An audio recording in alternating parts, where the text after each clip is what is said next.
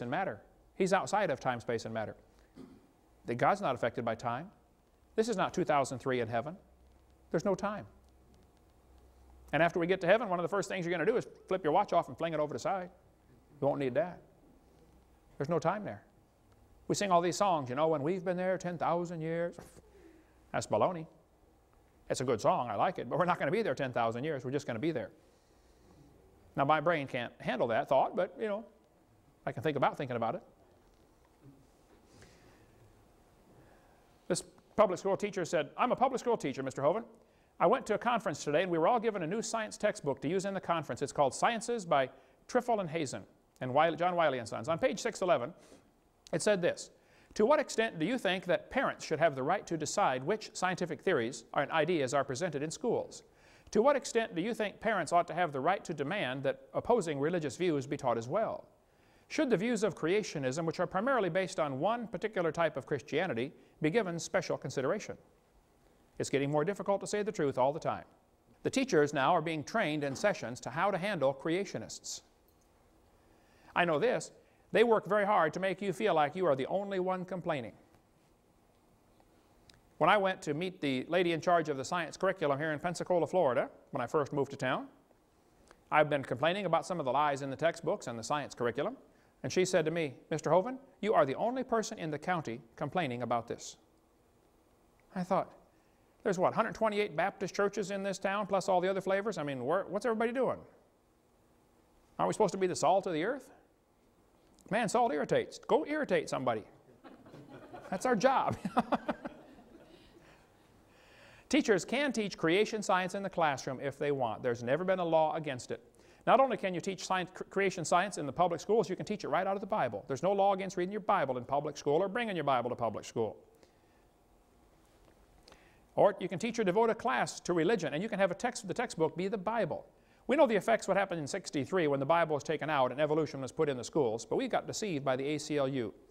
In 1963, the Supreme Court banned the use of the Bible to get kids saved, which is not good, obviously, but it's a lot better than what the ACLU led us to believe. They did not throw the Bible out. We have thrown the Bible out because we have allowed ourselves to be deceived by the ACLU. You might want to get the website BibleInSchools.net and get the information by Elizabeth Rittenauer. She helps people start Bible classes in their public school. Preacher, how'd you like to go every day and teach a Bible class to the public school kids at Tate or at Scambia High? Wouldn't it be awesome? You can do it. She knows how to cut through all the red tape and get it done. ACLU, well, we can talk a long time about that. Call BibleInSchools.net, get a hold of Elizabeth, or get the book from us, Teaching Creation Science in Public Schools. And, you know, it's certainly fine to do that, and many schools do. States can require teachers to discuss evolution. They can do that. They set the state standards. The state school board or the legislature will rule and say, this is what we want the kids to know by 3rd grade or by 5th grade or by 7th grade. They have state standards. And they sometimes include evolution. The kid must know about evolution by 8th grade. Now the problem is the atheists are really good at packing that committee. That way you only have to have 5 or 6 atheists in the whole state and you can control what all the kids are learning. And then the Christians wait till the books are chosen to meet the standards and get in the classroom, and then we complain about the books in the classroom. You're about 3 years too late. State standards are going to be selected for Florida textbooks in the next 2 months. This is the time. It'll affect the books that they buy in '94, September '94. Now is the time to do something. The states cannot require them to discuss creation. It's already been tried many times. And I've seen so many people waste enormous time and money on an effort trying to force creation into the schools. I'm telling you, you're wasting your time. It's not going to happen. And the atheists love it when a campaign gets started and say, we're going to make the schools teach creation. They love that. They just let you spend all your money and waste all your time and then defeat you in the last 5 seconds. They're not going to go anywhere. The teachers may discuss creation if they like in their class. They've always been allowed to do that. You might want to get a hold of the website textbookreviews.org. Mel Gabler. They've for 40-some years have been doing research on public school textbooks and what's being taught. Mel said, the courts allow states to require discussing scientific weaknesses in evolution theory, but not requiring discussing evidence for creation. You can't make the teacher talk about creation, but you can require them to talk about the weaknesses in the evolution theory. That's a start. In the landmark decision back in 1963, the court held, it certainly may be said that the Bible is worthy of study for its literary and historic qualities. Nothing we have said here indicates that such study of the Bible or religion, when presented objectively as part of a secular program of education, may be effected consistently with the First Amendment. Supreme Court said, the Bible may constitutionally be used in an appropriate study of history, civilization, ethics, comparative religion, or the like.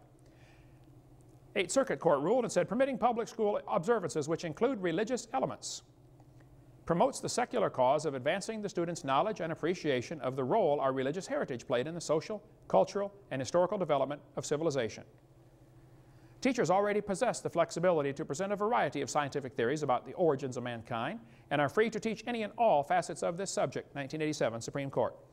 The Court further ruled, teaching a variety of scientific theories about the origins of mankind to school children might be done with a clear secular intent of enhancing the effectiveness of science instruction. California State School Board said, discussions of any scientific fact, hypothesis, or theory related to the origins of the universe, the earth, and of life, the how, are appropriate to the science curriculum. They're telling their teachers, if you want to talk about creation, do it. Can't be more clear than that. If you want to keep up on the latest of what's happening in education, you might want to watch the video Crisis in the Classroom from Eagle Forum, Phyllis Schlafly's organization. Now, I would disagree with Phyllis on several philosophical things, but I think she's done a great job with this video here on what's happening. So what people say, what about the separation of church and state? Doesn't the Constitution say that? There's no such phrase mentioned in the Constitution. That phrase is found mentioned in a letter that Thomas Jefferson wrote to the Baptist Association in Danbury, Connecticut. The Constitution does not talk about separation of church and state. That's a lie. Jefferson said, the First Amendment has erected a wall of separation between church and state. That's from his letter, not from the Constitution. By the way, this wall is a one-dimensional wall. It keeps the government from running the church, but makes sure the church Christian principles will always stay in government. Go see David Barton's excellent website, wallbuilders.com. If you want to get more on how all the Founding Fathers believed the church had to influence government or government would go corrupt. Well, it's happened. What's happened over the years, several different people have taken upon themselves to survey the textbooks and see how much evolution is in this book. These guys did a survey of all the biology books used in 1991, and they found out the one used by Merrill, called Biology and Everyday Experience, only had 2.9% of the text devoted to evolution. It really wasn't talked about much. However, HBJ had 15.6%. They really crammed evolution down the throat of those kids. I've seen books today that have nearly 30%. Well, if I was on the committee to select textbooks this year, I would pick the least poisonous book I could find. And then I would write to the publishers of the other ones and say, hey folks, we did not pick your book this year because, and spell out your reasons. And then I would write to the one I did pick and say, hey fellas, we did pick your book this year because you got the least amount of evolution. However, we would like that out also. And we want to warn you, if we find another one next time that has less, we're going to buy them. You see, folks, there's only one language these textbook publishers speak. The only language they speak is money. Now, if you were the CEO at HBJ, Harcourt Brace Jovanovich, and you got letters from all over the country from people saying, hey, we did not buy your book this year because guess what you're going to do next year? Only language they speak, brother. If you want to get an excellent book on some of the lies in the textbooks to see what you ought to be watching for, get this one here by Jonathan Wells, excellent book on icons of evolution. Or you may want to get the book by the Gablers. They've spent 40 years discussing lies in the textbooks and what you can do about it. Excellent ministry in Longview, Texas. Go to textbookreviews.org or to crsc.org. They've got a newer review of the more modern textbooks. Mel wrote me a letter, said, Dr. Hovind, thank you for using our book. What are they teaching our children? You'll be interested to know that in the 39 years of work, we've never seen publishers so sensitive or schools so receptive to our textbook reviews and ranking. We're pleased to recommend Harcourt Scott Forsman Elementary Science. They are much less dogmatic on evolution than the others we reviewed. Mel says the publishers are scared to death of their letters of recommendation because they know the sales of those that aren't recommended plummet in the States. But here's what happens. They only work in Texas. Texas is one of the largest publishers largest buyers of textbooks in the nation. So the publishers will publish all these books, you know, spend millions of dollars publishing these books. They try to sell them. If Texas doesn't buy them, you think they're going to burn them? No, they're going to go peddle them off in some other state that's not looking. The Gablers have a crew of folks. They'll help find errors in the textbooks. Like a book might say, you know, George Washington was Abraham Lincoln's vice president or something like that, you know. Dumb stuff. And they're not about to throw that book away. I mean, they spent a lot of money printing that thing. Nice, beautiful paper, you know, colored pictures. They're going to find some state that's not looking. So if you're in some state other than Texas, you better really be on the lookout. Get a hold of the Gablers, and they'll tell you which ones to watch for. And they work on a donation basis, and don't be a tightwad with them. Send them $50 and say, here, send me your letters of recommendation. Adolf Hitler said, let me control the textbooks, I'll control the state. What's in these books anyway? And what can I do to fix this problem?